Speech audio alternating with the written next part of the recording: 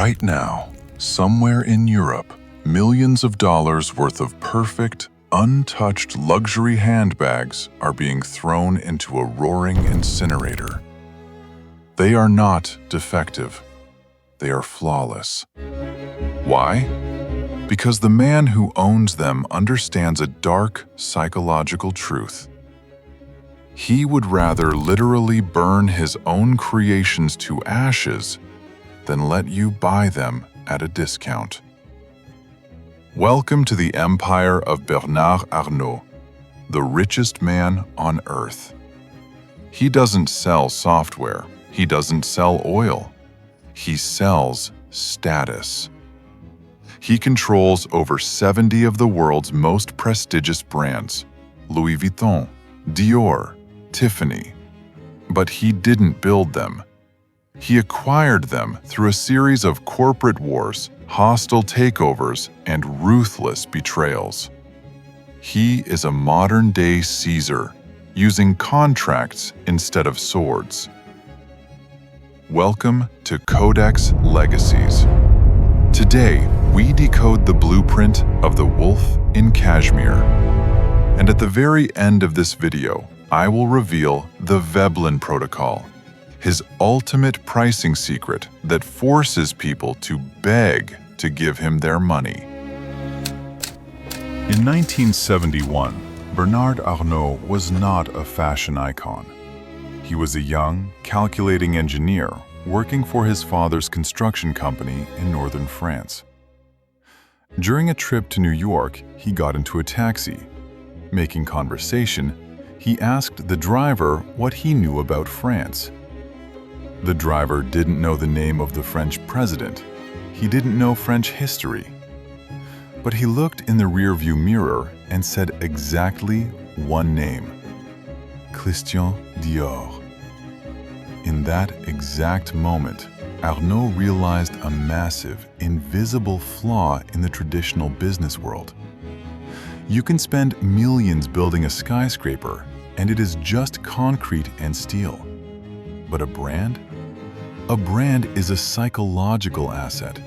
It lives in the minds of millions, and its value is practically infinite. He returned to France and convinced his father to sell the entire family construction business. He took the capital, and he waited for the perfect prey. In 1984, the French government was in a state of panic. A massive textile conglomerate named Boussac had gone completely bankrupt. The government was desperate to find a buyer to save the thousands of jobs at stake. Arnault stepped forward. He promised the government he would protect the workers. He promised to save the company. Based on this lie, he bought the massive empire for one symbolic franc. But Arnault was not a savior. He was a predator who had just found his Trojan horse.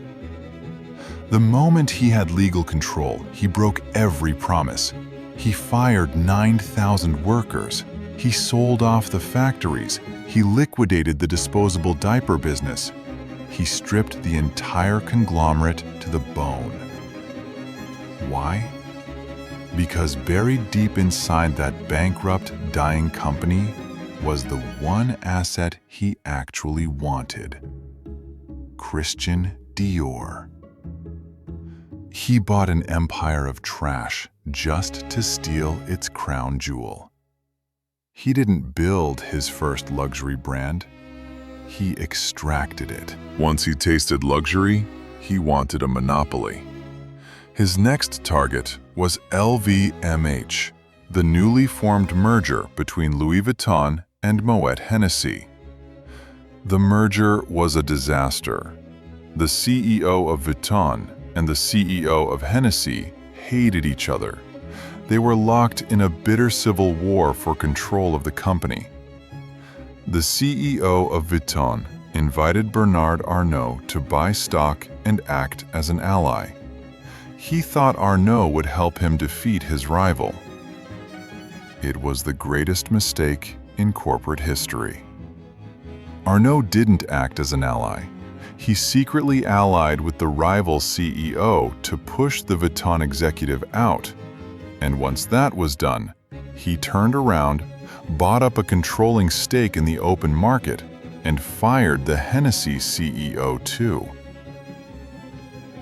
Normal CEOs fear economic crises. Arnault weaponizes them.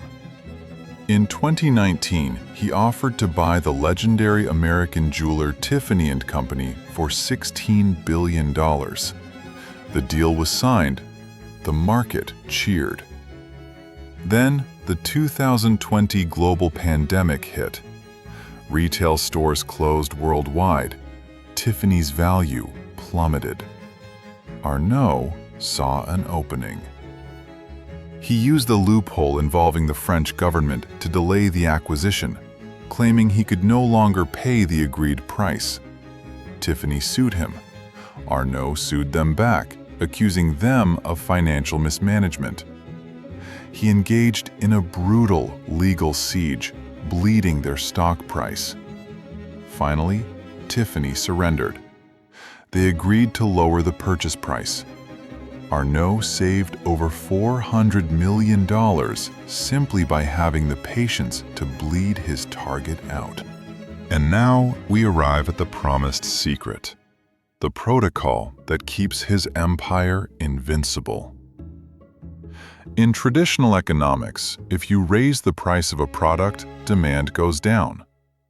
But luxury is not traditional economics.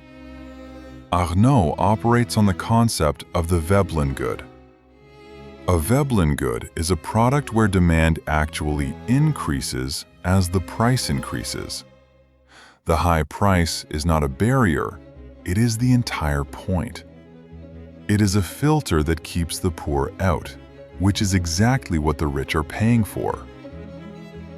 But to make this work, Arnault enforces absolute vertical control. LVMH owns the diamond mines. They own the leather factories. They own the stores. They never use distributors. And if a product doesn't sell, it is never discounted. It is destroyed. A discount destroys the illusion of exclusivity. Arnault controls the supply so ruthlessly that you believe you are lucky to be allowed to buy from him.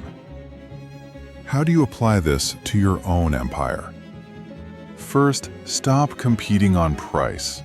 The moment you offer a discount, you declare that your product is a commodity. Create a perception of scarcity. Make your clients qualify for your services. Second, understand that you are not selling a product. You are selling an identity. You are selling status. And third, control your distribution. Do not rely on third parties who can damage your brand's reputation. Own the entire process, from creation to delivery. The weapons of conquest have changed, but the psychology of power remains exactly the same. Building this vault takes countless hours of research. If this blueprint brought value to your journey, consider supporting our operations through the Architects Fund. The link is in the description. If you are building your own empire, hit subscribe. We have many more minds to decode. The game never stops, but now you know the rules. I will see you in the next episode of Codex Legacies.